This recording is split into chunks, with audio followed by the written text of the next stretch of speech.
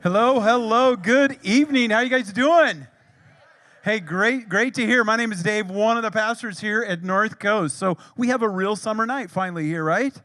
Yes, so again, so glad that you are here. And if you are in any of the other campuses, Carlsbad, San Marcos, Escondido, or online, we are so glad that you are able to join us here tonight. It was many years ago I kind of heard about Larry. I was actually a Biola student. That's a mini in another universe, in another place, way back. But I didn't really hear about Larry at that point, but I heard about one of these a church from one of my profs was talking about it. He'd been part of it and heard a little bit about it. And then years went by. Eventually, I got onto a seminary. And then I heard about this Osborne guy a little bit, and he had an article written somewhere and didn't quite know much about that. I think I saw him once or twice. He wasn't famous, but I saw somebody pointed him out, I think is what I remember vaguely. And so then fast forward another 3 or 4 years, and I was sensing God's call to look at another place to do ministry.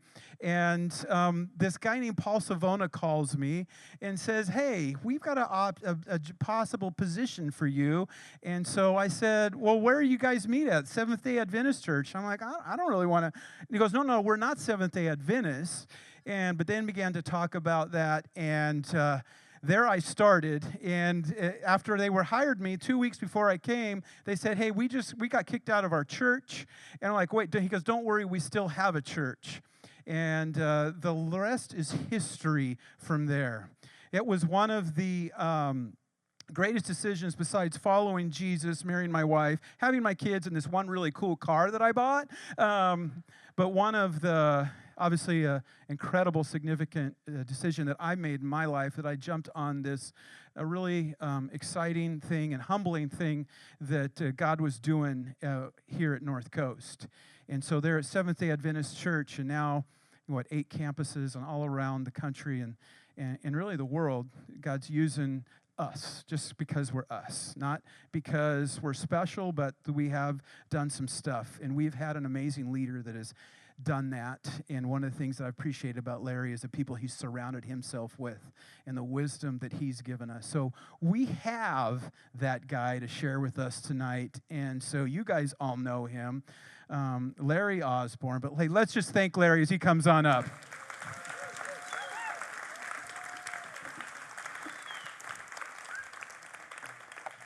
Yeah, let's get the thanks out of the way just in case this sucks, okay? No. No, we're going to talk about the secret to success in a stressed and crumbling world. And actually, the title in my head of where we're going today is Margin, which is a simple secret to success in the stressed and kind of crazy world that we live in. And by success, I mean a life well lived, a life that ends without regrets. I don't mean necessarily that we climb to the top of the mountain. We've all known people that from a distance we've looked at and we thought, man, they've got everything I want, until you get closer to their life and you realize they have hardly anything I want, except for that particular fame or that position or the number of zeros in their bank account. But pretty much everything else that's going on there, you just go, oh, I didn't know that, because we always tend to meet people and to judge them by very superficial things. And that's not because there's something wrong with us. I mean, frankly, that's how all of us go through life.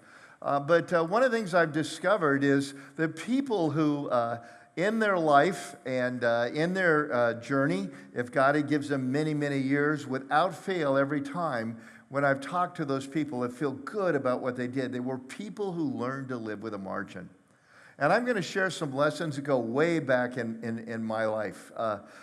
Somehow when I was a teenager, I used to love to read about sports, and there was a guy named Satchel Paige. How many of you ever even heard of Satchel Paige? In the venues or well? Okay, quite a few of you in what was called the Negro Leagues before the color barrier was broken in the major leagues. He's probably, in most people's mind, the best pitcher that ever pitched a baseball. He only got to play the very end. I think he was in his 40s when he was still playing, and he got to play in the major leagues after Jackie Jackie Robinson and all that was there, and he still had enough game to be able to do that.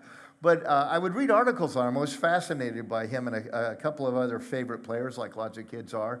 And one of the things that he always talked about is his longevity, which is like 18-year-old, I thought was 40 or something. But he talked about not being in a hurry. And I don't know why, but probably a lot of you have those kind of experiences in your life where you can remember, you read something and one sentence jumped out at you or whatever it would be, but just walking, he talked about you walk loose, you don't look behind you, and you just kind of go at a pace and you don't run out. Now, fast forwarding many decades and years, I think what he said was true, that we were never made to live our life at redline. We were just talking back in the booth about, on YouTube, there's a thing where they used a broom to just put down the gas pedal and just wanted to see how long running on redline until this car would just blow up. And that's kind of what happens, because you can run at redline and be rather impressive for a period of time. But sooner or later, and usually much sooner than we think, something's going to happen and that thing's going to blow up. So today we're going to talk about a thoroughly modern day problem, and it's called overload. And then your note sheets will enable you to follow along with the things that we're going to be focusing on, both front and back. But frankly, this idea of a marginless life is a rather new phenomena. It's not always been around, but today, would you agree with me, it's almost a universal problem? It's historically wasn't always there because the rhythm of life was so different. When you have a farming society, agrarian society, when you have flocks and you have herds, there are built-in rhythms to that. There are seasons of just having to wait, whether you want to wait and hurry up or it doesn't really matter. You've just got to wait for those crops to come up. You just have to wait for those herds and those flocks to be able to come to the point where they can be brought to market. And of course, until very recent history, there were no emails. There were no text messages, there were no cell phones, no television, no websites. And now I'm not a Luddite. I don't want to go back to not having those things, because a lot of times I hear people complain about them. At the same time, aren't you really glad we got them? I love that instant contact. The problem is not the websites, the text messages, the cell phone, the mobility that we have. That's not the problem. It's the way we use them. Because if they were the problem, then the solution to overload would just be run and hide. But we can't run and hide in this day and age. And just because we have these things, we can't hide behind that and go, well, that's the reason that I live the life that I live. We really do have choices. I jotted down a series of things where we tend to get overload. So help me out. If you're, I know I'm kind of the guy who likes to sit in the back on an aisle and like they ask, raise their hand. I go, I am not doing it, so I understand. But the rest of you, help me, okay? But how many of you ever feel you have activity overload in your life? Okay? How about change overload? All right? Especially some of you in the military where every 3 years or so you're moving and different situations like that. How about this one? Choice overload. Right? There's some studies done in terms of marketing and sales, and I'm going to get this off the top of my head, so I'm going to be slightly off of the concepts right. But there was this gal that at the county fair, some of you know the story, was selling tons of jam, but she only had 3 types.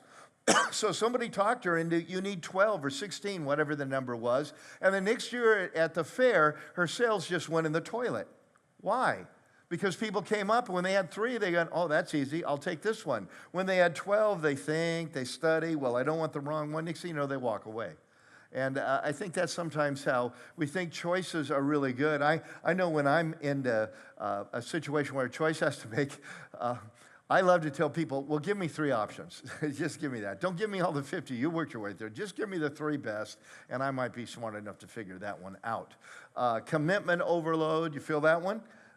Debt overload. How about this one? Education overload. From the different ages here in our venues and campuses and in this room, there was a time where getting a college degree was a big deal. And then more and more people got a college degree, so what do you have to get? You got to get a master's degree. Then more and more people got a master's degree, now what do you have to get?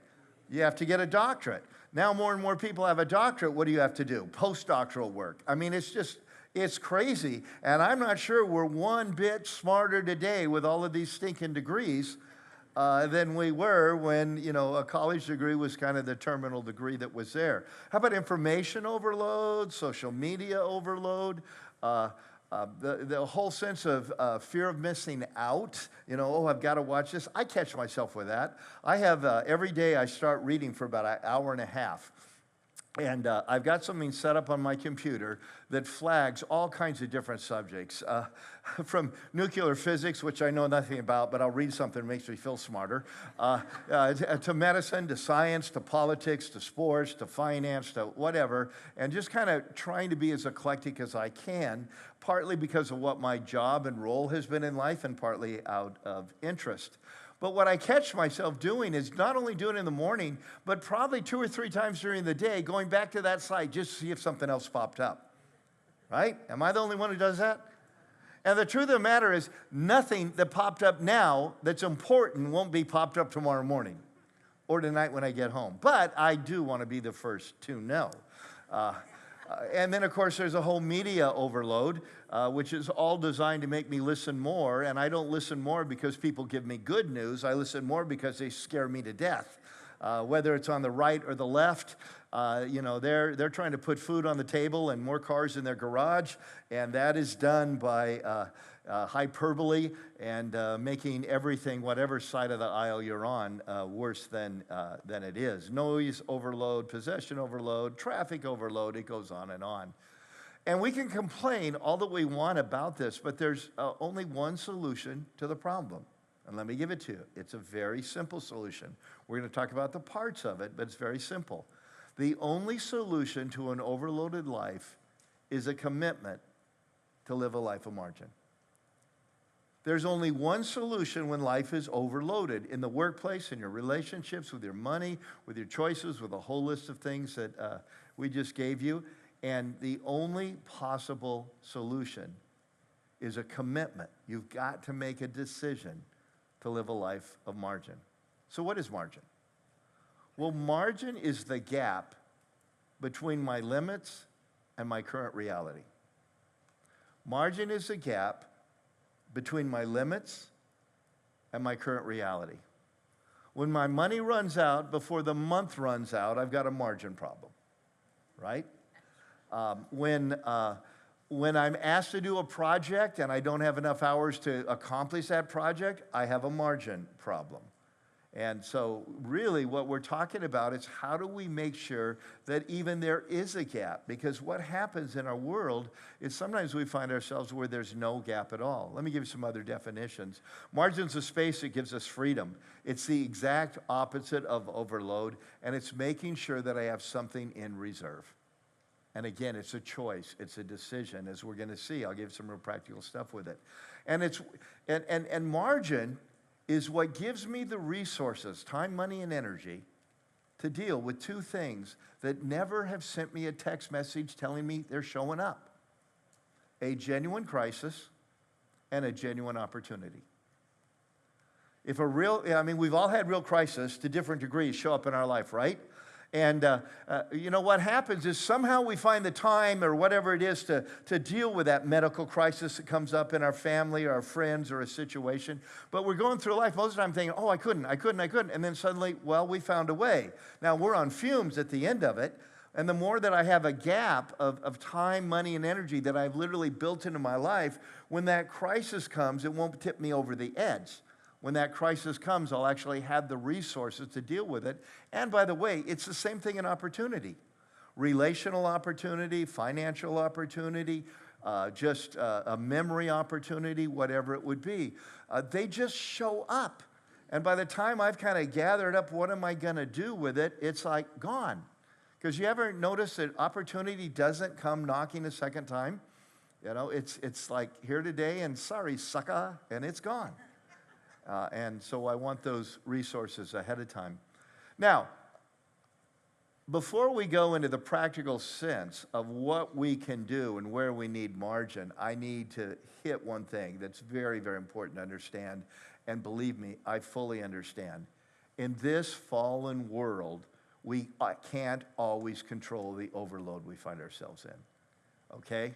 You know, decades ago now, thank God, and she's doing just fine. Many of you know that Nancy had cancer, and really bad cancer. It didn't look good at all.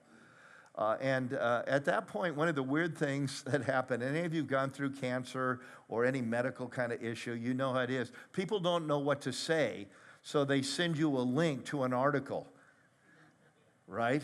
And of course, they mean to say something helpful, but you interpret it as it's all your fault because you didn't do this diet, this exercise, or whatever. How many of you have been in those zones, right? So the rest of you, when you want to send something, don't send the link, all right? Because it's not saying what you think it says. It's saying, hey, it's your fault. And so there's a pattern that can happen here today when I talk about some time and money and all that. Some of you are sitting there going, well, this is out of my control. And I want to acknowledge that. Yes, there are times and situations where tragedies, pressures, and problems come upon us, and we did nothing to bring them upon us. God allowed them, but we didn't do it. You want a good example of that? There was a time in history where God had one guy. I don't know if he always has at every point in history. This is my main dude. This is my favorite. But at this particular point, the enemy and the Lord were talking somehow. I want to get that one figured out someday, having explained that to me. But they're talking, and the enemy said to the Lord, hey, the only reason that guy is your main man is you've blessed him so much. What's his name? Some of you know. Job, right? The most righteous, best man, God's favorite, had all hell break loose. Talk about overload, talk about pressure. Or all you got to do is take a look at Elijah, the prophet, who found himself absolutely depressed and worn out in the famous story in the Old Testament, or a Jeremiah, or a Paul, an apostle, or a Jesus. There are times. But here's the thing. When God puts or steps back and allows those kind of pressures in our life, he also always gives us, in a just-in-time delivery system, exactly what we need to deal with it. Now, when we look ahead, we panic because we can't imagine we got the strength to endure it. And then bingo, you know, today's stuff shows up and tomorrow shows up. If you're familiar with the story of manna in the Old Testament, when the children of Israel wandered around, they only got one day at a time, except for the day before Sabbath, they got two. And like that was it. And it was a matter of, well, trust him, it'll show up. And when God allows, or life brings the things that aren't our fault, our cause, well, you can count on God, just-in-time delivery system, to give you the strength, the wisdom to endure. 1 Corinthians 10:13 puts it this way. There's no trial or temptation that has overtaken you except what is common to mankind. In other words, if you're like me, I always think like I'm the only person in humanity that ever went through this. And he goes, no, a lot of others have. It's common to mankind. And God is faithful. He's dependable. He will not let you be tempted beyond what you can bear. Maybe beyond what you thought you could bear, but not what you can bear. And when you are tempted, he will also provide a way out so that you can endure it. And that secret door way out is always a door labeled obedience. But here's the problem and the tragedy. When the overload and burdens in our life are not because God allowed them or God even for his purposes brought them, but when they're because of my choices and my priorities, matching the world's choices and priorities rather than Scripture's values and priorities. And that's what we need to really deal in the most.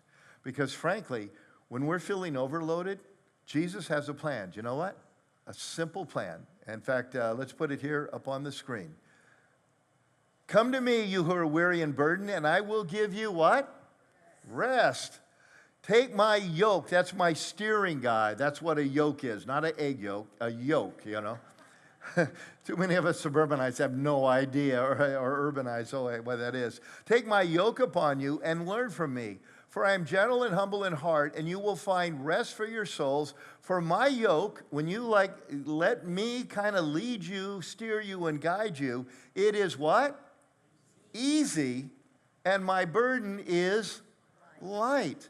Now again, there's seasons where it's not easy, and there's seasons where it's heavy, but the general pattern of life, if I will come unto him and use his priorities, his choices and let him guide me, at the end of the day, I'm going to go, even when it was heavy, the yoke's going to make it feel light. And he's going to guide, and he's going to steer me.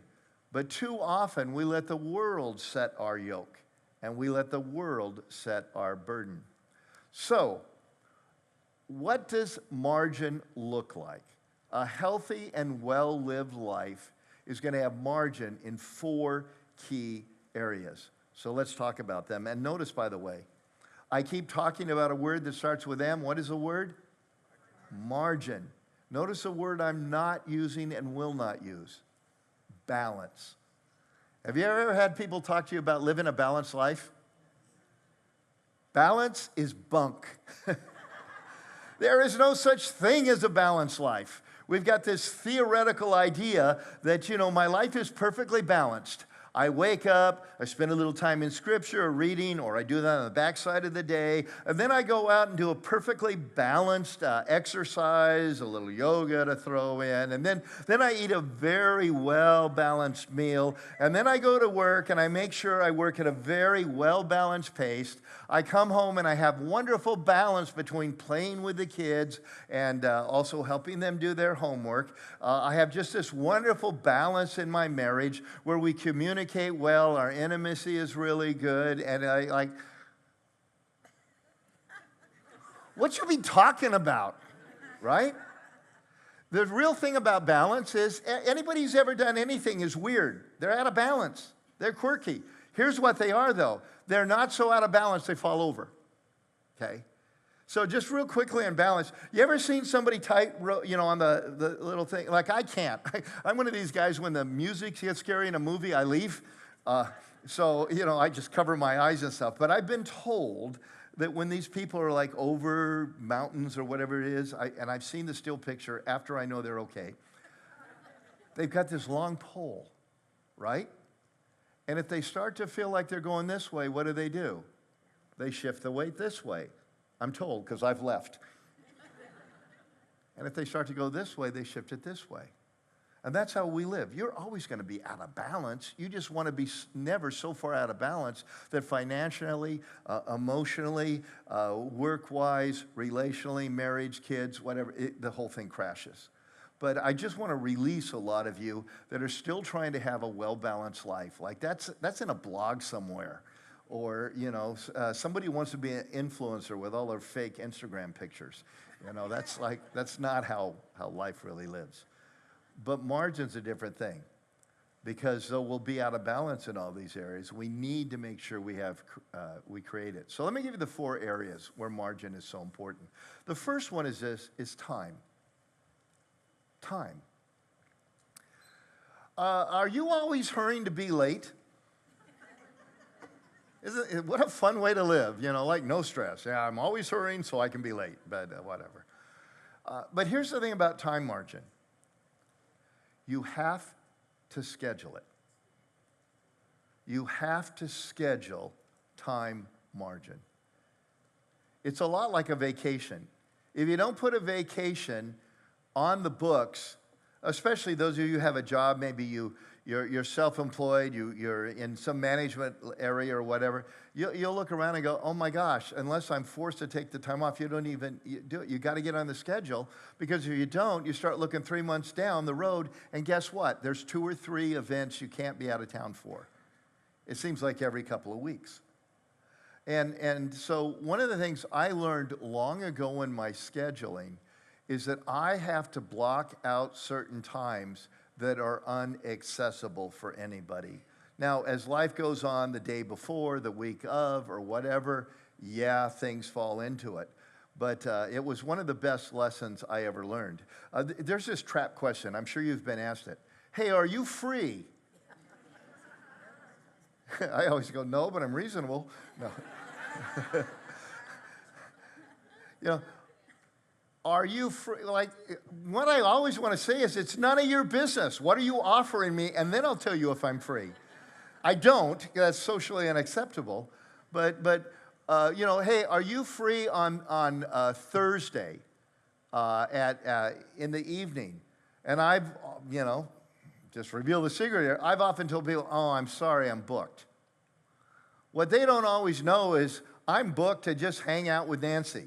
And it's not a date night. It's just that, early on in the early years of North Coast, I decided I didn't want to have kids like my pastor friends, pastor kid friends. And part of the problem was their dad was never home. So, it's amazing to me. Everybody who in the early days of North Coast wanted counseling wanted me to do it after they got off work, which makes sense. We're all really busy. What they didn't understand was everybody was doing that, so therefore I would never be off work.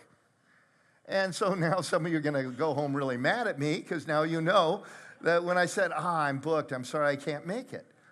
But part of what you're going to have to learn in life if you want time management is to block out things ahead of time.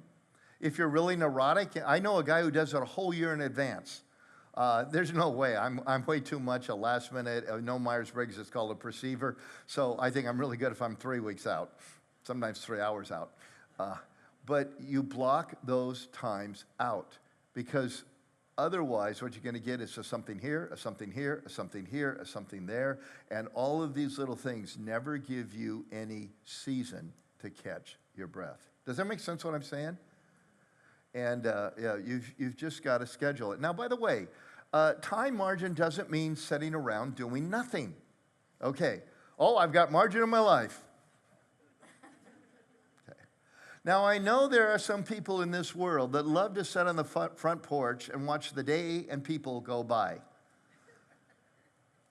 For me, if that happened 2 days in a row, I knew I have lived a bad life and I am now in hell.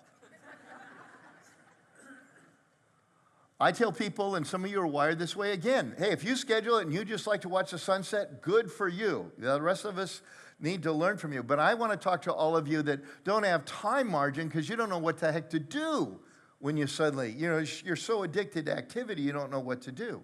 I get that. I tell people I'm a beaver. I build dams, and when I look around and all the dams are built, I knock some of the things down so I can build some more dams. I always want to be doing something. That's just kind of how I'm wired.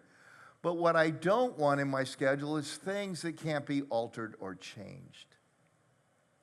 Okay? And every night out with people, or doing this or that, or something where you're depending on me, or something where you invited us to do this or that. That we have blocks in our life we've built there. And then other than that, I've kept those things free. Now, I'm going to do something. And in fact, I might call you spontaneous and say, hey, you want to go to dinner tonight? When, if you'd asked me 2 weeks before, I might have told you, well, I'm sorry, we're booked. Because the key of time is so that you're not so rushed that when crisis and opportunity comes, you have nothing to do. No time for it. When you need a nap, you have no time for it. When something bigger, have you ever noticed every project takes about 5 times longer than you thought it would? Okay? And whatever it says on YouTube, it's 10 times longer than that, right? And so I get a new Traeger, and I'm putting that sucker together. I watch the YouTube and all of that. Hey, hon, it'll be 20 minutes. About 7 days later, I'm finished, right? Well, if you don't have margin, your life is just full of stuff started and left and uncompleted.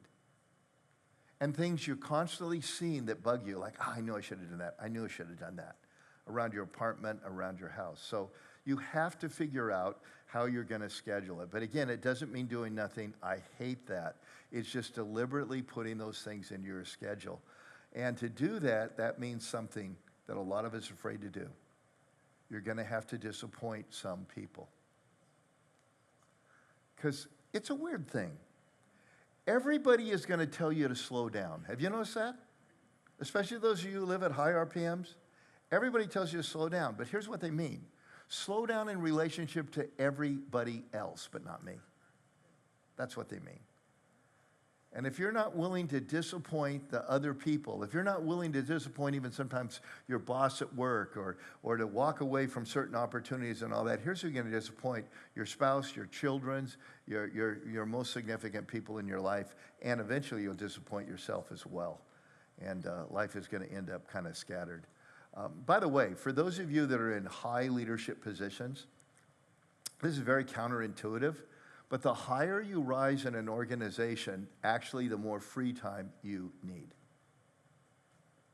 The higher you rise in an organization, the more free time you need. And here's why. Because you're dealing with bigger and bigger crises.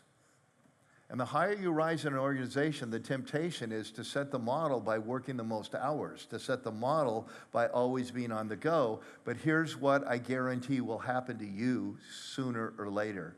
You will make a horrific decision because you're making all your decisions emotively, reactively, and on first response because you have no margin built in. Now, here's what's going to happen as you rise in an organization. Some people are going to shake their head and think you're getting lazy. And the joke's on them. Because you're not getting lazy, you're getting better and better to be the leader you're supposed to be, able to think at a much deeper level. Being harried and constantly on the go and collapsing into bed every single night, that is not the way that you will make good decisions. That is not the way you will be able to create an environment that's going to have a future for the people that are depending upon you and your department or your whole company or whatever for their paychecks. It's so, a little sidebar, but kind of important. Now, let's talk about a second one. So time. You all get kind of time, and you're going to have to figure it out in your own way. But I do kind of this little assignment for you. You might even write it down under that.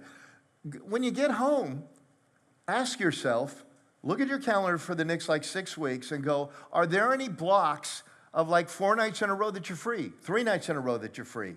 Are there blocks of a day that really have nothing? And what I'm betting is most of you will find that's not true. They're just not there. And they're only going to be there when you put them in.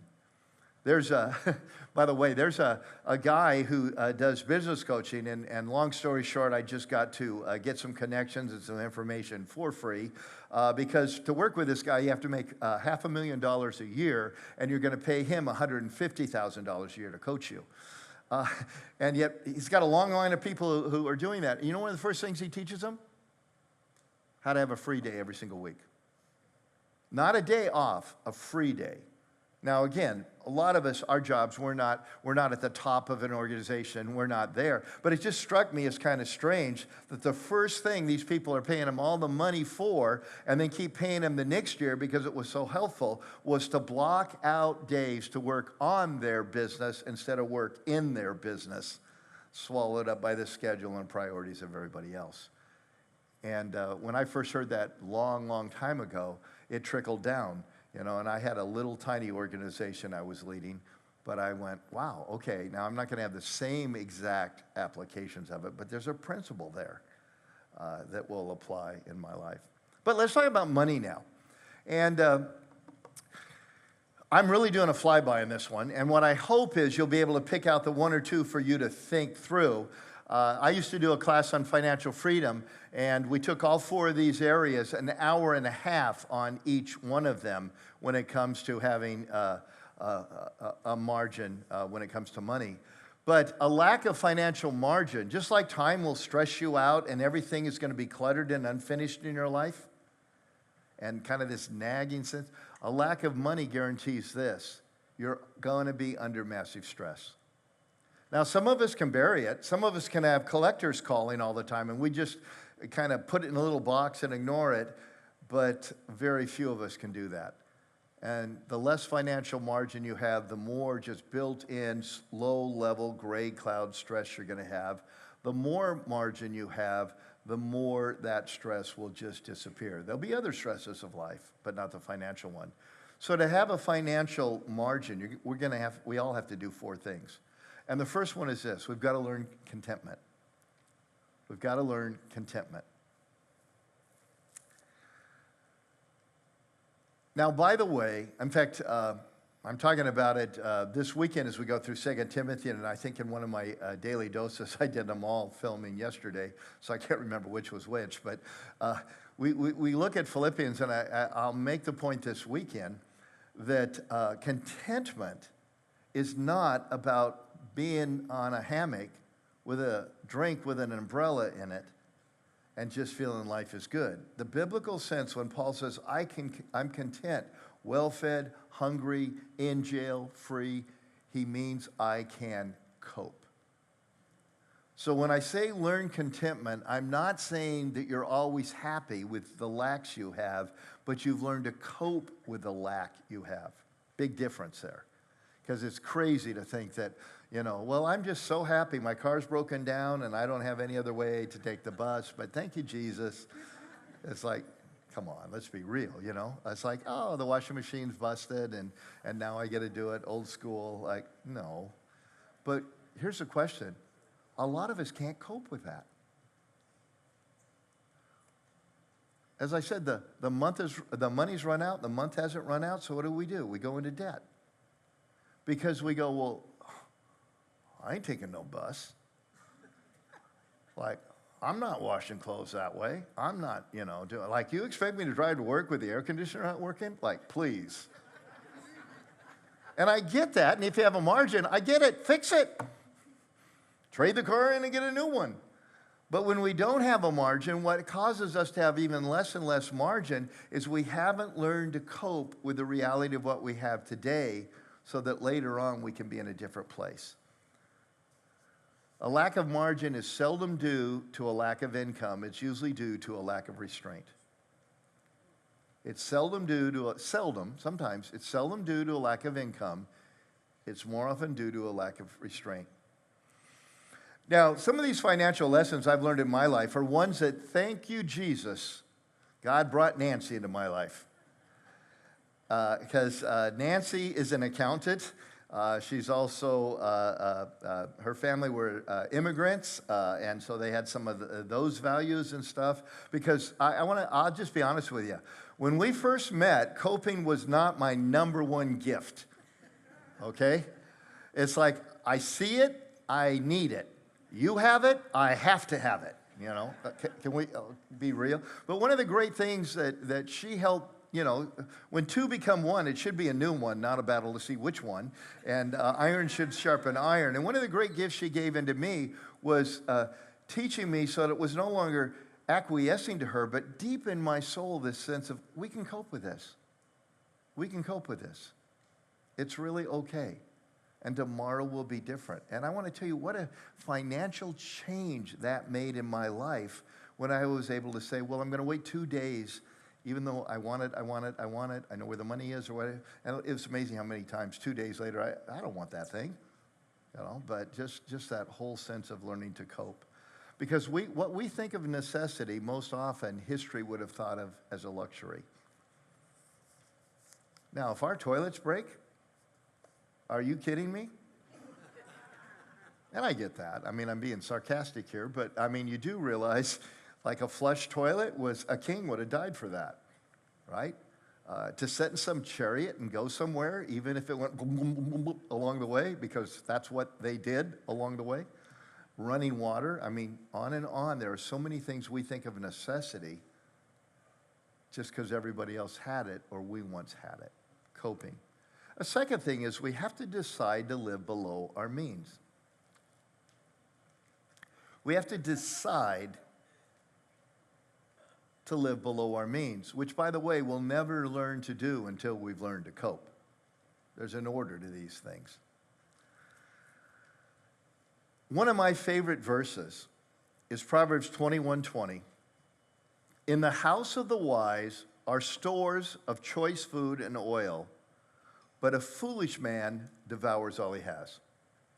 I know many of you know that I have the privilege of working with organizations, some Christian business leaders, churches, and pastors really around the country. And one of the things that's an important part of any business or church or whatever is finances.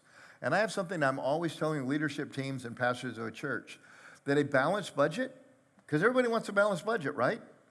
I go, you realize a balanced budget is a fool's budget. Because that means you have the income here and you have expenses here. And I go, well, let me tell you what the Bible says. In the house of wise are stores of choice food and oil, but a foolish man has a balanced budget. Oh, I'm sorry. Devours all he has. It's a pattern of living below your means. Now, how many of you have had a setback at work at one point where you were unfortunately laid off, or there were cuts across the board, or one of those things where your income, not to your choice, suddenly took a hit? Help me out. Okay, and I'm sure in the campuses, as many hands as went up here. you survived. Right? And so what happens is, instead of forcing someone else forcing us to live at a lower level, we're making the choice to live at a lower level. And again, I just want to be real honest here. I mean, I'm living at this point in my life. I've been very blessed. I had no idea when I came to North Coast Church, it was 70 people. I had no idea it'd be one of the largest churches in the country. I have a salary that's commensurate with a larger church pastor instead of a person who has 2 jobs on the side. So I've been blessed that way. I've been blessed with some financial things. I've written some books. There's a bunch of things in my life that have gone way better. I'm speaking from a position now than I ever dreamed. But here's what you need to know. When I came here, I was 28, Nancy was 24. I had been a youth pastor somewhere. I took a massive cut in pay to become the pastor of this church. And then I found out they didn't have any retirement or anything like that. And I went, oh, crap. And so I said, will you give me another 10% cut in pay? What? And Nancy and I found a way to live. And I want to tell you, youth pastors are not known as the dream of everybody who wants to get rich. And I had, but what we discovered then, and we also discovered one other time when we had a really serious financial kind of meltdown in some investment things, in each time we could tighten the belt and figure a way to live not how we wanted to live, but to live differently.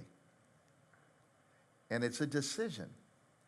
And so that decision to live below my means, even at this age now for me with a retirement thing, that decision at 28 years old, to say, no, I want this amount of money invested, even though that meant we're going to have hand-me-down cars forever, Nancy, and we pretty much did. Nope, we're going to live in this apartment instead of that apartment and all that. But I want to tell you that choice to live below its means is why there was, within 5, 6, 7 years of that, a strong enough margin to not lay awake at night every time something went wrong. And to be in a position today where I go, this is crazy. How did this ever happen? And it starts with contentment, which keeps me from going into debt and chasing everything I think I need. And then it's followed by this decision to live below my means. Now, here's the unfortunate thing about that. If you decide to live a little bit below your means, it's going to feel like you're living 2 steps below your means. You know why? Because all of your peers are living above their means. They're drowning in debt. So if you're a school teacher, I mean, every career has this, right? Yeah, you're a bus driver, you're a school teacher, you're a nuclear scientist, you're a professor, you're the CEO of a company, whatever. There's these expectations, okay, this is how people in this career live. Is that fair? Help me out, right? I mean, and wherever it is you get, you kind of think, well, I got to live like others who are like me. But the problem is the others who are like you, the same career, they're faking it. And they're up to here in education debt and in car debt and in, bigger and better house debt and all this sort of stuff. And you think, well, we're just keeping up with the Joneses, and you don't know the Joneses are drowning. And so when you decide not to look at the Joneses, but to look at actually whatever it is God is giving you at this particular time, and to say, I'm going to step that back, and I'm going to make sure I've got a margin for a rainy day and opportunity, or maybe someday for retirement, you're going to be going boom, boom, and that's hard. But I'll tell you, as the stress begins to dissipate, it's not so hard. It's kind of like turning the corner on a diet. Those first few days are hell. I know that because I've done 10,000 of them. And right? And then there's just kind of, you can settle in. And by the way, there are 3 really big areas where we pretend and bust the ability to live below our means even when we do it. In Proverbs, there's a verse that says, there's the one who appears to be very poor and they're very rich, and there's another one who appears to have it all, but there's nothing in their cupboard, type of person. And the 3 biggest temptations where we don't cope, where we pretend we have more than we do, and we live above our means. Christmas, education, and weddings. Christmas, education, and weddings. And I'm not here to tell you what your decisions need to be. I'm not you. I'm not the Holy Spirit. I'm not Scripture. I am here to give you some examples that you can think through and pray through. But in all of those areas, one of the best decisions Nancy and I made was not to impress people we didn't care that much about, and to not saddle ourselves or our kids with debt that we were pretending we had something we didn't have. But I don't know how many people, when they're struggling, go, I want my kids to have a great Christmas. So you put things on credit to give them a great Christmas, so all year long you can try to pay that back, and they have basically like, I'll give you a great Christmas, but the other 364 years, they suck. Days, right? It's like, what? I want to encourage you to not worry about what people say or what people think when it comes to those three big things. Same with education. Again, I'm not, please understand my heart, I'm not here saying you can or you can't. There's not a Bible verse on that. I'm just giving you my best wisdom. But one of the things that we look back and our kids call us blessed for is we didn't let our kids borrow money for college. And that meant, one who got really good grades went to a junior college, and all their friends were like, why are you going there and stuff? Well, you didn't get into the one close that you really wanted to, and these other ones, like, we're not going to borrow all of this money so that you can have a great camp experience and come out and have that over your head forever. And the end result of not pretending is 3 kids in their early 30s actually own homes here. Like, how did that happen? Well, I guarantee it wouldn't happen if we put a wedding on credit, if we'd made sure every Christmas was the best Christmas ever, and if we made sure we're going to pretend we have money we don't have so you can go to school and come out with all of this debt that they talked you into getting because you were going to make more money based on that job. And little sidebar on that, I just this last week, the Wall Street Journal has been running a series of articles on this particular subject with the hard data that's showing as education becomes more and more prolific and debt becomes higher and higher, incomes are becoming lower and lower. That there really isn't this connection. When you get a master's in tiddlywinks that cost you $125,000, you're still a starving artist. That's just kind of the way it goes. So we're going to take a break right now on this one, and that way I can see how many of you care about the next two. Dave, you want to come up and kind of give us the instructions? We'll just take a little breather break, and then we'll come back, and I'll walk through the rest of this. So thanks. Okay, let's pick it up. We've talked about time, and we're in this process of looking at money, and the first thing is learning to be content. Again, sorry, it's a flyby because I can do an hour and a half on each one, but that first one is the contentment that can help us make that decision to live below our means and some of those toughest decisions when everybody else is doing something, deciding to do different. The third thing, though, to have a margin is we now have to set aside something and save. One of the great temptations with a little bit of a margin is you live below your means for a little while, and now you have enough to buy that new car. Right? Am I the only one who's ever done that? See, before Nancy came into my life, that's kind of the way I thought I was very disciplined because I saved so that I could spend. It was like, and then I go, well, I'll start all over again. It's like, again, like diets, it's like a good deal. And the reason you're saving is simply for this, for a rainy day, and as you've heard me say before, a golden opportunity. Without savings, a predictable crisis, much less a real rainy day, is a tragedy. And an opportunity always flies by. One of the weird things in terms of like no savings is, how many of you ever had this weird experience that like none of us ever expect to happen? You need new tires. Like, right? I love the conversations. Oh man, I'm really up to here because I'm just like dead broke because my tires didn't last forever. Don't tell me you even had to get brakes worked on, right? So there are predictable crises that are going to happen. And that's part of what the savings is for, is so it's not a month to month, like, what am I going to do? And then it's getting ahead of that and having for that rainy day an opportunity. I'm not going to say much more about that, but it's a very important step that leads to the last one, which is practicing generosity. Because it is a practice of generosity that frees my soul from materialism. Jesus says, where your treasure is, there your heart will be. And the problem is, I can't practice generosity if I don't have a margin out of which to be generous. Does that make sense? And listen very carefully. I'm going to hit some of you with a drive-by guilty, and others you go, oh yeah, I know this, so you'll have to decide which it is for you. But don't think of generosity as what you give to the kingdom of God unless it's over and above. I'm talking about generosity, not responsibility. It is my responsibility to put food on the table for my kids when they were under roof. It's my responsibility and Nancy's responsibility to pay our mortgage. I do not expect a thank you from the mortgage company every time we send in our payment, right? That's my responsibility.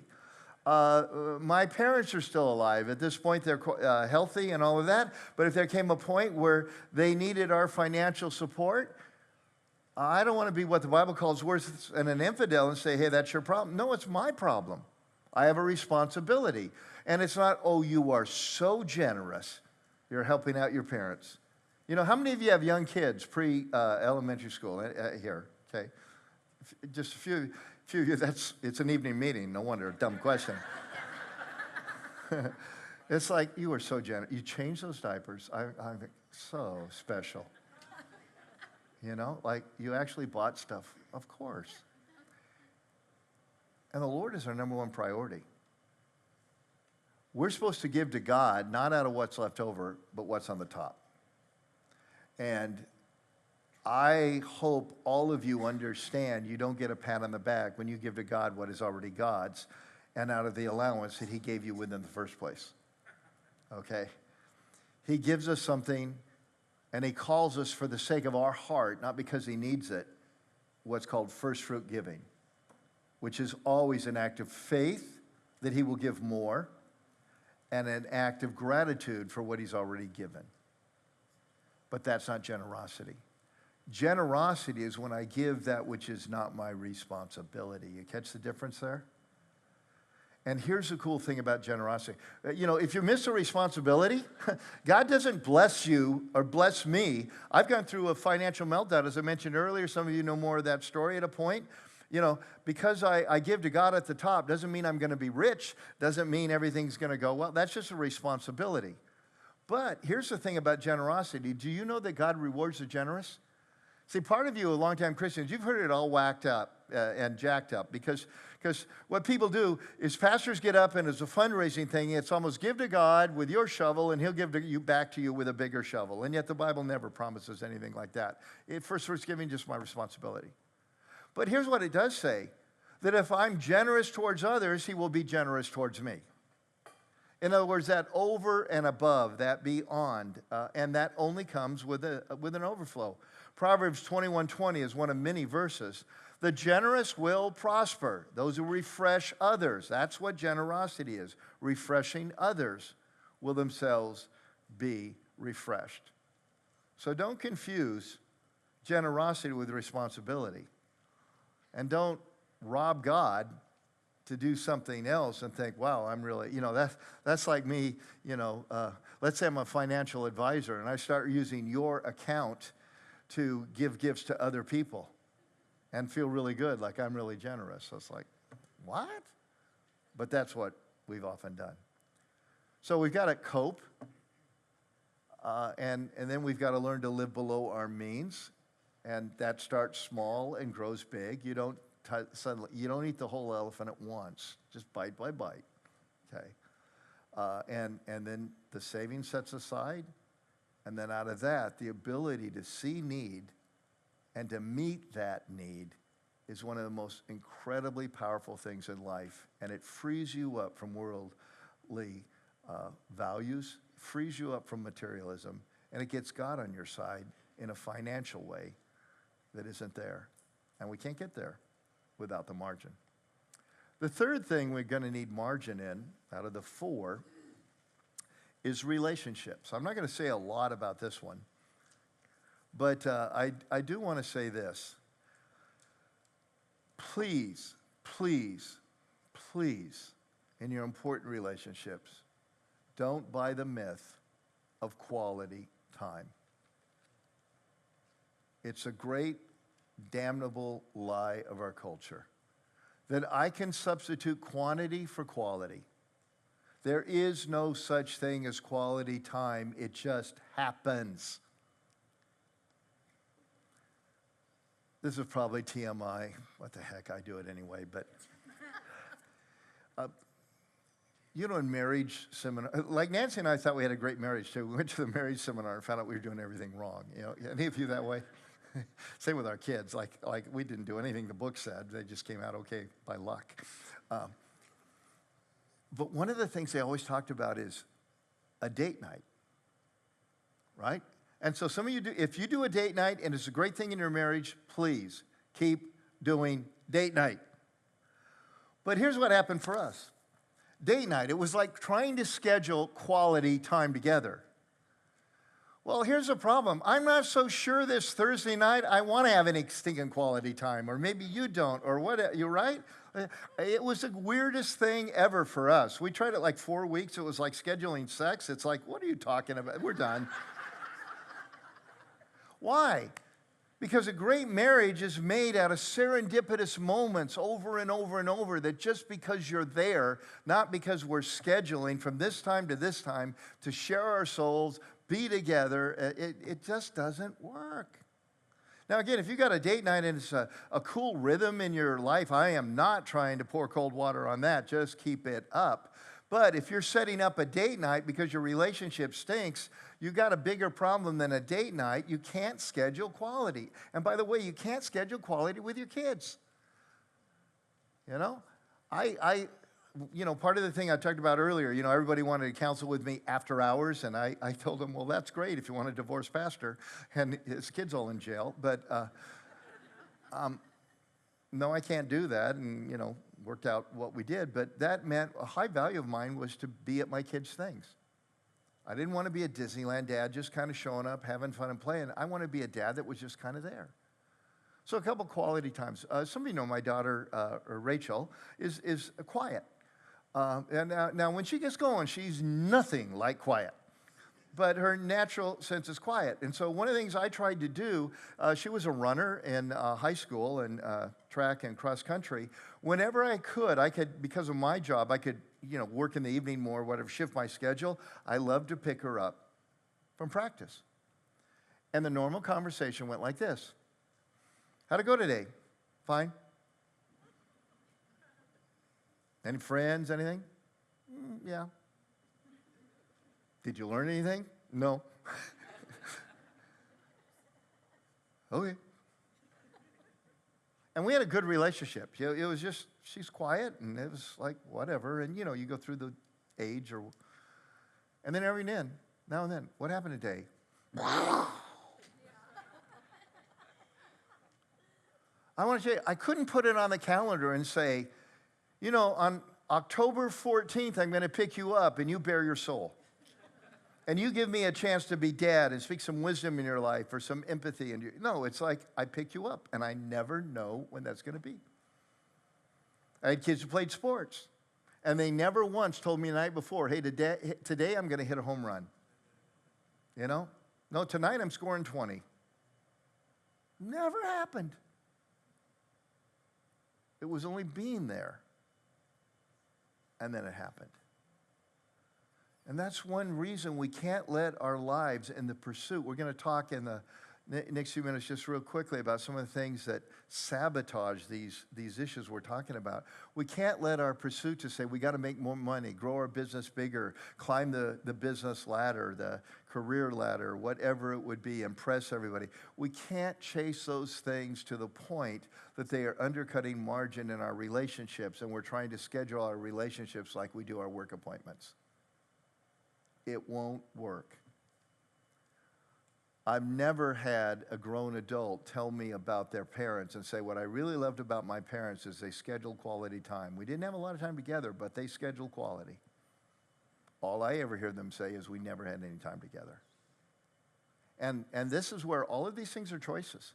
One of the great things I love about my dad is my dad was a principal, and then he went on to become, a school teacher to become a principal. And again, this is not everybody's choice. I'm just using this as description, not prescription. But years later, we found out, Dad, why did you choose to be an elementary principal instead of a high school, which was a little more money and much more prestige in his field? And it was simply this, because I didn't want to be out every night.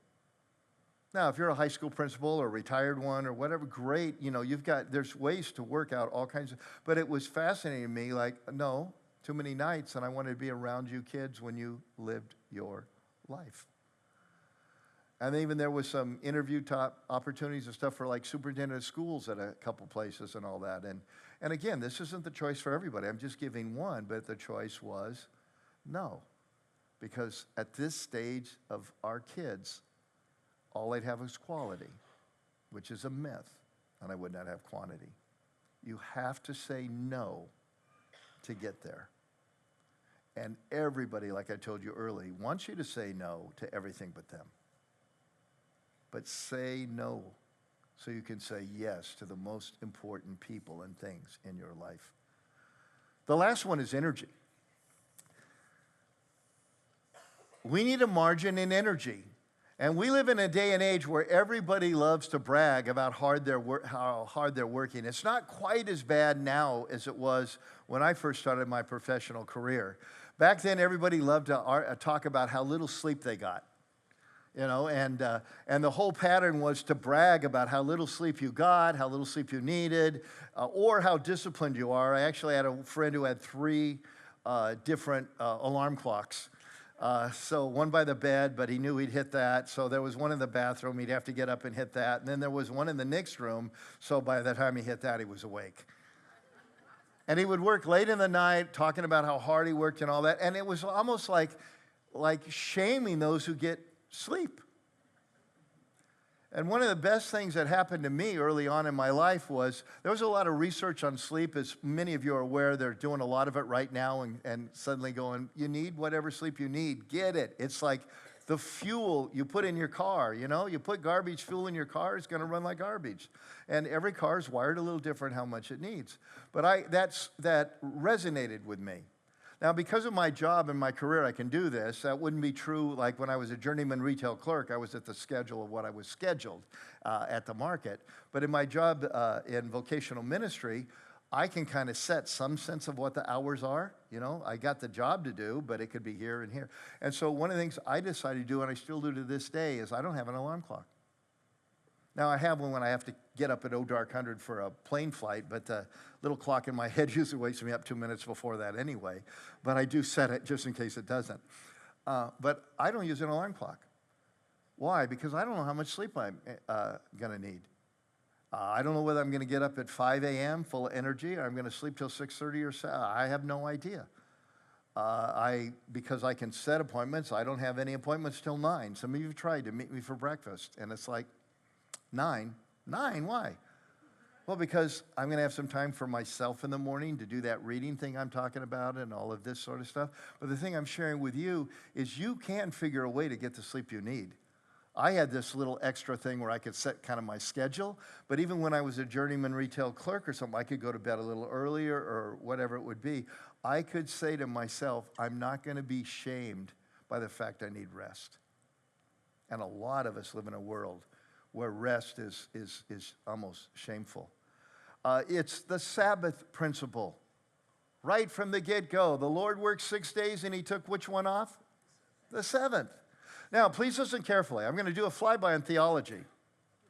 When Jesus said, it is finished, and one of the most important of the 613 rules, Old Testament rules, the 10 Commandments, the 603 others, was the separation of the Holy of Holies till the Day of Atonement. When that curtain was torn from the top down by the finger of God, that meant all of the Old Testament laws, even the 10 Commandments, they were done. Because they were all designed, as we are told, to show us we fall short of God. We cannot keep them. They weren't a stairway to heaven.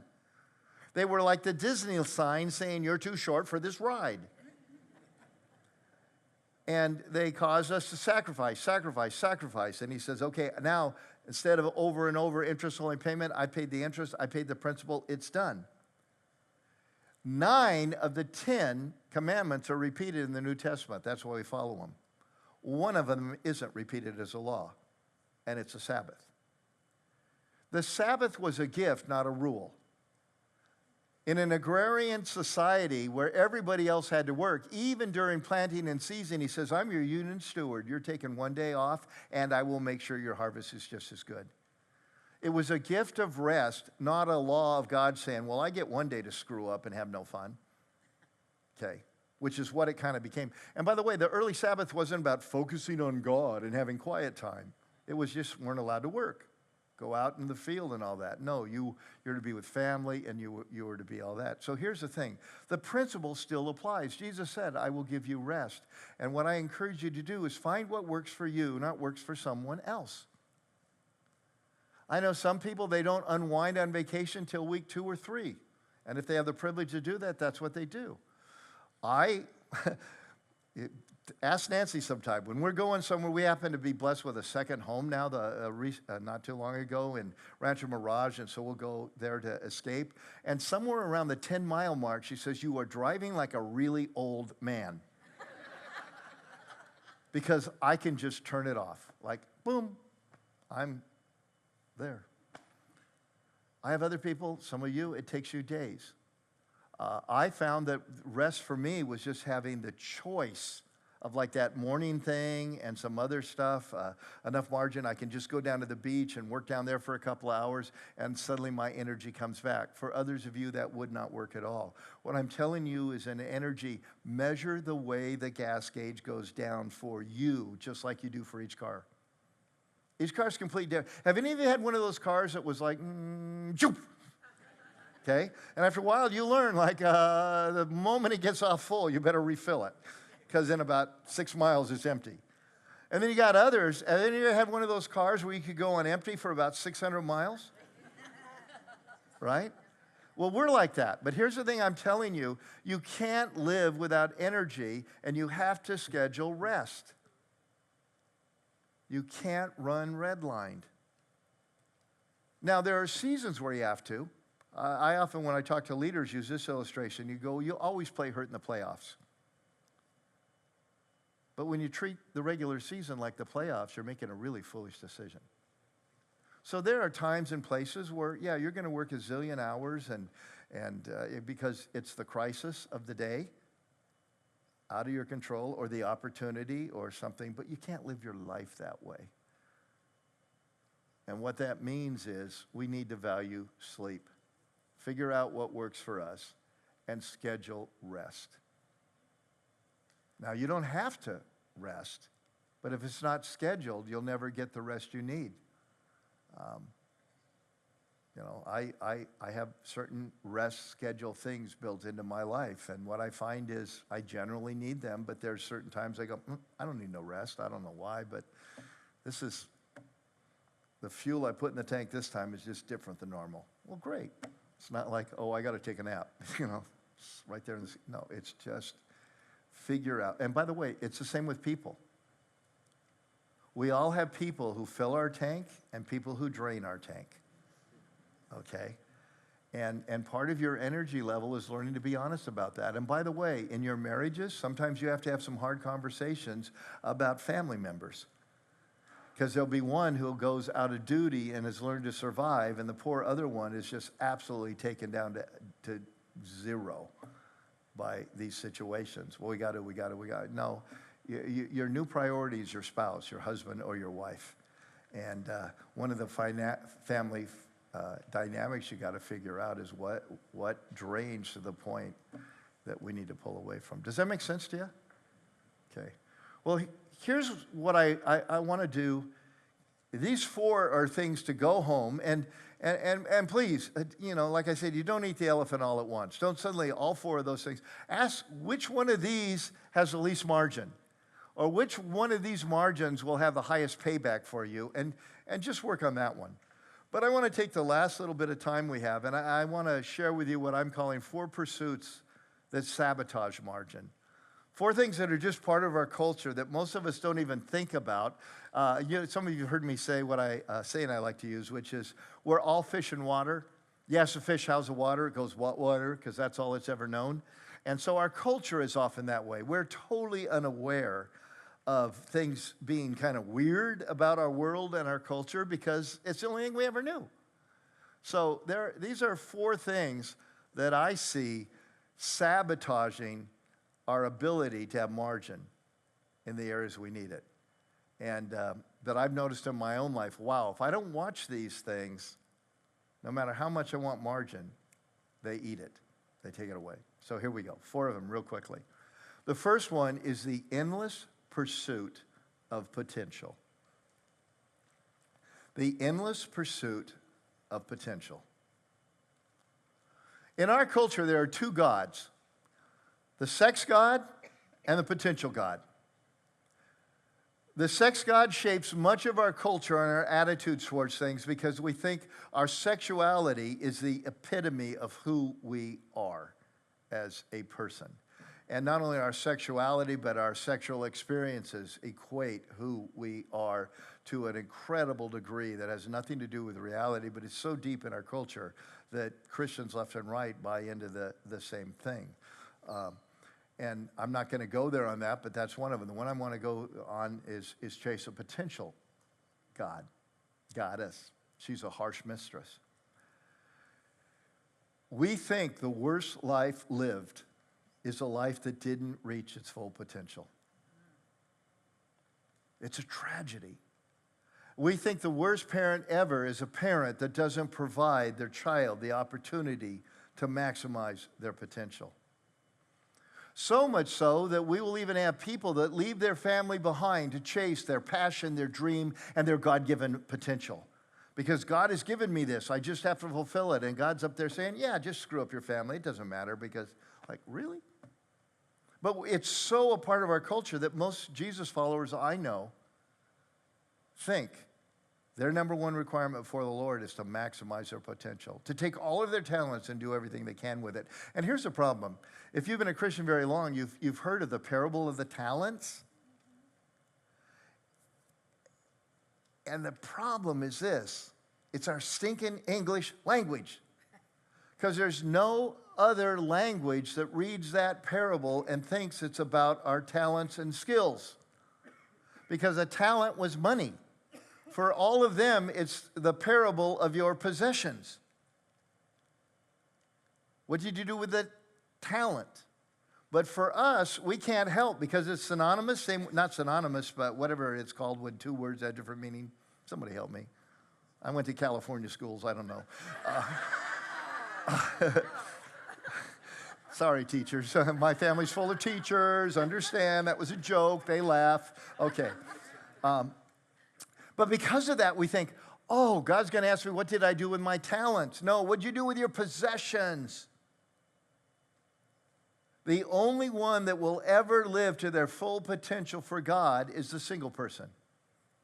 That's why in 1 Corinthians chapter 7, the Apostle Paul says, if you can stay single, because you can be fully devoted to the Lord. But if you're going to burn, go ahead and get married.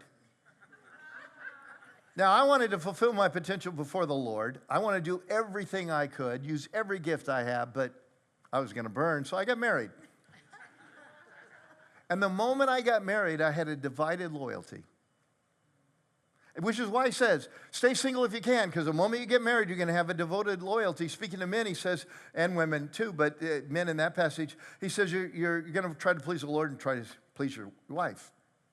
And then he says, I want you to understand, you have not sinned with that divided mind, but here's what it means. You can't be fully focused. Now catch that. Not fully devoted to Jesus, not fully focused, not fully maximizing my potential, and I have not sinned. Why? Because the moment I got married, I got a new calling. And my calling was to maximize my wife and help her be all she could be in Jesus. The famous Ephesian passage, submit to one another. Wives, make sure you do that to your husbands. And husbands, make sure you lay down your life, i.e., could we say career compared to life, for your wife. That moment I married Nancy, a whole new set of priorities came into my life. She's, as I mentioned, a third-generation immigrant family that was part of a genocide, so there's a rootedness to her that's much deeper than me. And that's part of why when we came here, we felt if God would allow us that my goal was to spend a lifetime in a church, one church, for one simple reason, because of the woman I married. The way I'm wired personally, this would be my fourth church, and I'd keep climbing the ladder to a bigger and better platform. And that's why I'm wired, which is why I always have all these side interests to kind of take care of that thing, because my number one wake-up thing is, guess what? Taking care of my wife. And then we had a kid. Another chip off potential. Then another kid. Then we had the mistake by the lake. And so now that's 4 chips against my potential.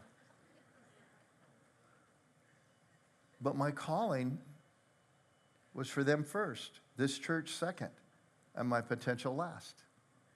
Some of you know I write some books. I was writing my 3rd book. Some of you know this story, but for those of you who don't, I was writing my 3rd book, and my oldest was 7. He said, I don't like it when Dad writes. He doesn't play with me. So that night, Nancy and I decided I'm not going to write another book until all the kids are in college, and I did not write another book till they were on college, and that's why 7 came spitting out so quick. Why? Because I have potential as a writer. My books have sold well. I've done well. Helped a lot of people with them. I have a lot of potential that will never, ever be fulfilled because I lost 13 to 15 years because I had a calling. But I had fallen for the potential trap. Guess what? I wouldn't have had the relational margin. I wouldn't have had the time margin. I wouldn't have had all the things because potential will sabotage your calling and will sabotage margin. God is not asking you to be everything you could be. God is asking you to be everything He's asked you to be. And I love that because what that means is I'm not worried if I'm going to stand before the Lord and He'll go, you didn't do everything you could have. He'll say, man, I'm glad you got some rest. I hope you found my load to be light. And I really liked it when you took a nap. Second, the foolish quest for legacy. The foolish quest for legacy. It's a big deal today.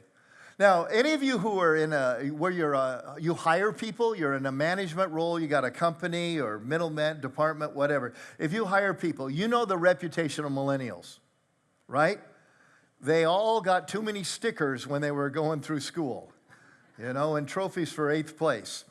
And because of that, they all think they need a world-changing job, and they think they're too self-important. That's at least what people say about millennials. And every time I say that, I say, shut up, because it is not millennials, it's this culture. And the next thing I say, have you ever met a boomer? See, all the millennials want a life-changing life, and all the boomers want a legacy. It's the same stinking thing. Like, I don't know how to tell boomers, you ain't got no legacy. None. Like 30 years after you're dead, who? For most people, 3 weeks after you're dead, who? And this pursuit of a legacy, it kills us because it makes us think we're so self-important, and it eats into our time and our relationships because we get on a performance track, we get on a fame track, we get on a impress other people track, and we live for everything but our God and the most important people in our life. I love what James says. In a passage where people are making all these big plans, he says, you don't even know the future. And then he says this, you are just a mist, here today and gone tomorrow.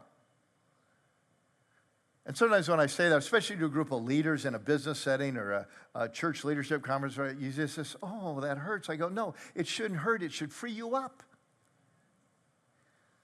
It's like if I screw it all up, the kingdom will go on. Lo and behold, I'm going to do my best and take a nap. Because I don't have any legacy for anything else. I always tell people, when I went to, which is fine, if you want to do it, donate a building to North Coast, we'll put your name on it. Great, thank you. But there was this hall called Metzger Hall. He might have been a good guy, bad guy. I don't know anything about the dude, but he gave enough money. Where I went to college, they call it Metzger Hall. I never walked in that room going, what a legacy. I walked in that room go, oh, no, not a boring class, or, all kinds of different, but never walked in and said, oh, thank you, Jesus, for Mr. Metzger. Okay? And again, it was a nice thing you do. I don't mean to, but like to kill yourself to have a name on a building, to kill yourself as a pastor to have the largest church in the country, to kill yourself to get that bigger house, to kill yourself to impress this person. It's like, it's nuts. Here's the only legacy I'm going to have. And I've spent 40 years at this church, and I'm not in the lead role anymore, as we all know, but I hope I have many more years of being a part of this team and making a difference. But here's the only real legacy I have. It'll be my wife, my kids, and a little bit on my grandkids. And if I live long enough, my mom and dad have with like 16 or 400 great-grandkids or whatever, still all those kids are going to kind of have this vague memory at Christmas at their house and some cool things. The thing I want to kill myself is so that Nancy, if I go first, will say I was a well-loved woman. So my kids will say he was a good man. And so those that are closest to me will say he lived his theology. And then I've got a legacy. I've got some fingerprints. But that's about it. And again, that is so freeing, because the idea that I'm trying to build a legacy causes me to store up too much junk I can't take with me, and lose too much time I can never recover, all for something that is a mirage. It's a bubble. The third is a poison called comparison. Now, we can't help but do that. I mean, if you tell me you never compare things, you're like, we have counseling for you, liars. But I can feed that, or I can try to put it on the shelf. Because when I start comparing, it's a poison, and it leads to one of two things. That eats, again, into my relationships, into my time, certainly eats into my money, because I got to keep up with you. Eats into my energy, because now, like, oh, you did this, now I've got to do that. And here's what comparison does. When I let it become a major part of my life, it either creates pride or deep dissatisfaction. There's nothing good for it. Because if I'm very successful and I live in a comparisonville, I walk around thinking, like, God's so lucky to have me on his team. Or I look at someone who hasn't been as successful and I go, if I was in your body, I'd be just as, I have no memory of the blessings, all the special things that happened. I just think I did it myself. And pride happens. If you're successful, you got to always remember someone's backing up the boat. And what I mean by that, any of you ever been deep sea fishing? I've only been a few times. I'm not exactly a fish killer. But I had the opportunity to do it a couple of times. And sometimes it's just good to be Larry. Hooked up a big old tuna one time and hooked up a big marlin the other time. And, I don't even know what I'm doing. And we're going this stuff. And I'm thinking, I'm going to die here. You take it. Because this, I'm literally going to die. This has been the hardest 15 minutes of my life. No idea with all the adrenaline had been 45, okay? But as it's going on, I'm asking all these questions, and they're telling me, those of you fish killers, keep the point up and let them run and all this kind of stuff. And so anyway, I'm doing that. But the one that really got me is I turned to my buddy and I said, what's the captain doing? Because we let the fish run, and then as I'm pulling in, and we kept backing up the boat. And he said he's backing up the boat towards the fish. I go, isn't that cheating? and as that happened, it's like lose a fish or not didn't matter. I got a sermon illustration. This is a good trip. Because what I realized is, every time I think I've landed the fish in life, God has been backing up the boat. That I'm not quite doing what I think I'm doing. But that's what comparison does to me. I forget all about the boat being backed up. I forget about the just physical gifts or different things that we're given. And I just think I'm self-made man. And of course, when God says there's 6 things I hate, yea, 7, the number 1 on his list is haughty eyes. You look down on others. That's why comparison's a poison. But it's also a poison in another thing, because when you are more successful than me, I become jealous, envious, and dissatisfied. Am I the only one here on the campuses in this room who was really happy with what I had until you got one of those? Ever been there? It's so easy to do. Like, I am just thrilled with this contract until you get a bigger contract. How many times do you see that in sports? I mean, just truth in teaching. Nancy and I had this really cool second home out in Rancho Mirage. But I have 2 friends who had cooler homes. So we like get ours kind of the same time or whatever, and then they move up to these cooler homes, which a few years later they sold. And now my house is really cool again.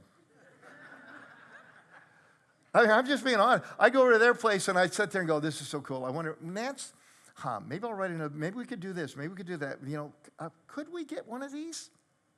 And then they sold them. I haven't been over there in that particular development since, and now every time I drive to our place, I go, this is so cool. It's pure comparison. And it eats at us. And what it does, it turns what was once gratitude into bitterness. We were once thankful for something, and now because somebody else got bigger, better, we start turning bitter because we don't have. There's a parable. You might just write the passage down. Matthew chapter 20, verses 1 to 16. Matthew 20, 1 to 16. And it's a parable about comparison and losing gratitude. It's about a group of day laborers. And Jesus says, a guy went out early in the morning. Sometimes you see a bunch of day laborers at a labor point or maybe even by the side of the road or whatever it is, and they're all hoping that, hey, anybody here experiencing brain surgery? Yeah, me. It's like they're wanting the work, whatever it is, they'll jump in. And so he says, he gave them work. And he says, I'll give you a denarius for a whole day's work. They're thrilled. And then he went out at 9 a.m. after Larry suddenly was willing to have a meeting with you. And he hired some more. And he said, go out in the field and I'll pay you. Then he went at noon and hired some more. Then he went at 3. Then he went at 5 p.m. Back then they didn't have all the same rules. They worked a little later. And the 5 p.m. crew worked for about an hour or so until the sun went down. And then they all came at the end of the day to get paid. And he started with the last ones first, the guys who worked an hour, hour and a half. And he gave them a denarius. And then the ones who came at 3 a denarius, then at 12 a denarius, then at 9 a denarius. And the ones who worked all day were like, all right. And he gave them a denarius. And they got all upset. And then Jesus, as a master, looked at them and said, did I not give you exactly what I promised you? Why are you upset because I'm gracious to them when I've been faithful to you? And comparison causes me to take what I was once so thankful for and suddenly be ungrateful. And gratitude is so important. In fact, there's only 4 or 5 things in the New Testament where it says, this is the will of God. Obviously, every command is. But it says specifically, this is the will of God. And one of them, this is the will of God in one of the Thessalonian letters, that we give thanks in all things. And I'll tell you, comparison takes that away. And the last one is this, a rabbit hole called happiness. A rabbit hole called happiness. Because here's the thing about happiness. You'll never, ever find it if you pursue it. It just happens. And those who most are pursuing happiness end up invariably the least happy people ever. And I've got one of my degrees is a counseling area, but anybody who ever does any counseling knows that. The more that someone is a scorekeeper, the more they're focused on fairness, the more they're focused on anything like that, the more unhappy they will be. But their whole pursuit of all that stuff is they think that will bring them happiness. Right? Oh, if I get a raise, I'll be happy. How many of you ever got a raise in your life? How many of you were happy for like a week or two? Okay. How many of you are still happy about that raise 7 years ago, right? It's like, it's all fleeting. It doesn't last. The pursuit of happiness got it backwards. The pursuit of serving others is what God turns into happiness and joy in our life. And when I'm trying to use my relation, in a marriage, when I'm looking for happiness from my wife, instead of trying to make her happy, guess what? I start scorekeeping, everything goes sideways. You will never find happiness if that's your search. Find service. And in that service, happiness will rebound to you. There's a passage, I just want to quickly read, that's the greatest example to me of happiness we're trying to get. I'll be happy with a raise. I'll be happy with time off. I'll be happy when I retire. I'll be happy when I get promoted. I'll be happy when you do this. I'll be happy. Never happens, except for a couple hours. But again, give, it's different, because then God steps in and says, oh, let me give you my joy, which is what we were searching for all along.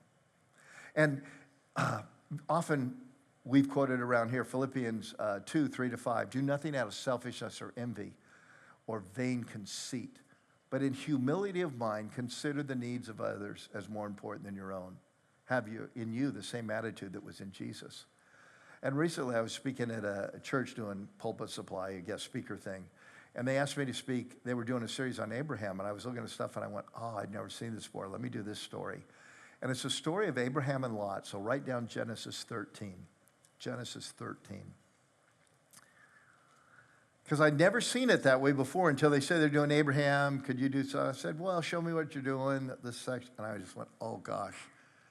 This is the first example of that attitude. You see, what happened is, remember, by the way, it's an incredibly patriarchal culture. So, the oldest man is king. He gets the best seat, the first biggest piece, whatever it is. That's how that culture was. So you got Abraham, the patriarch, and when God tells him to leave the land of Chaldees, where he was from, and follow me, and all these great things are going to happen to you, he brings along with him the nephew, patriarch, nephew. Well, God blesses them so much, the two of them. I mean, Lot is just hanging around, Uncle Abraham. And he's getting blessed in the shadow. And eventually, their herds and their workers, today they'd be the crew, servants back then, were so large they couldn't stay in the same land.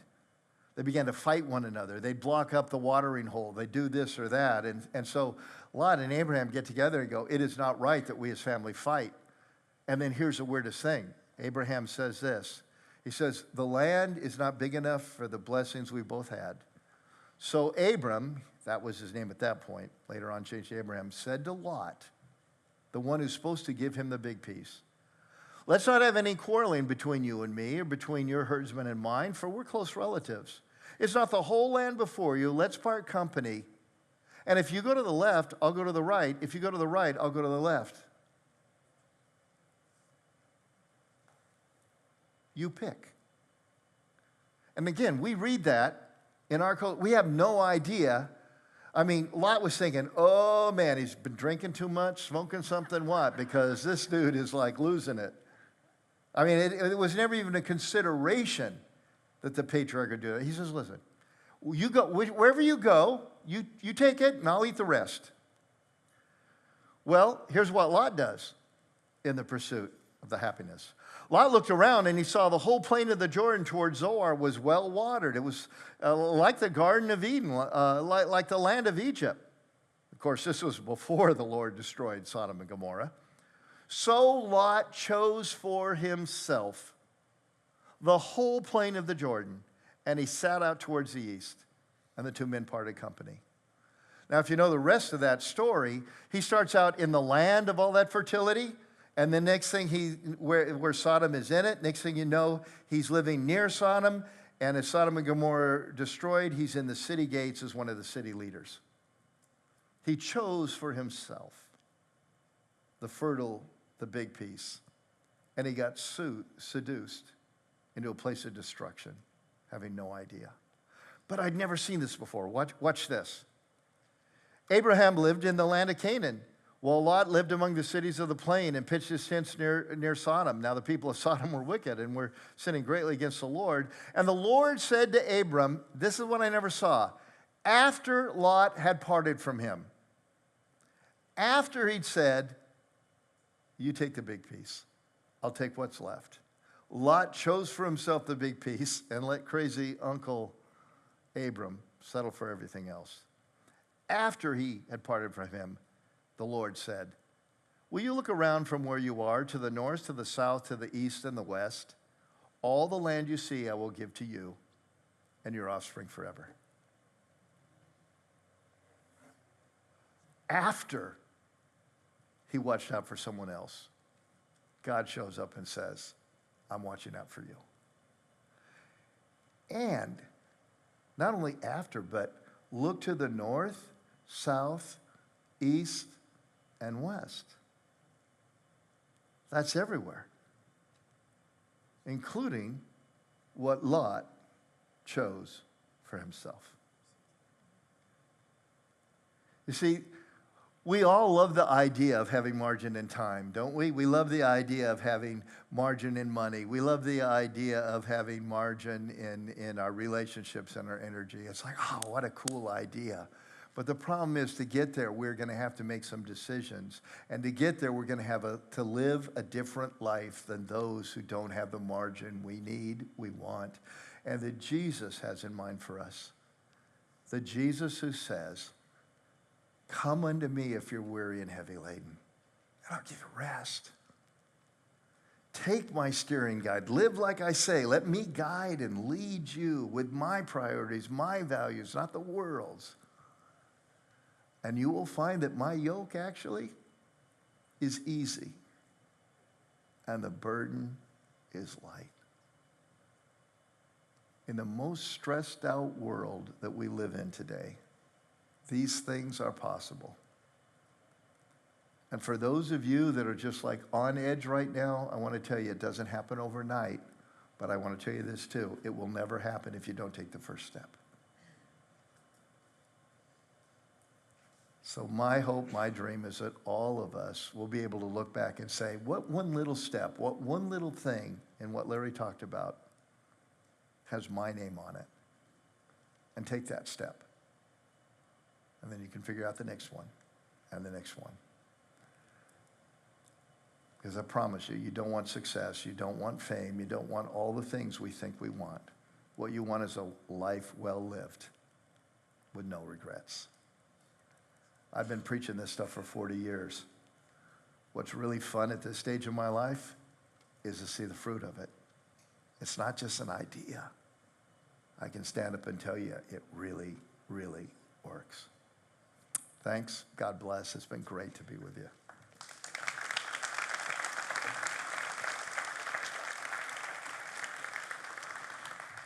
Hey, some of you are wondering, stay here for a second, Larry, wondering, hey, that was so good, right?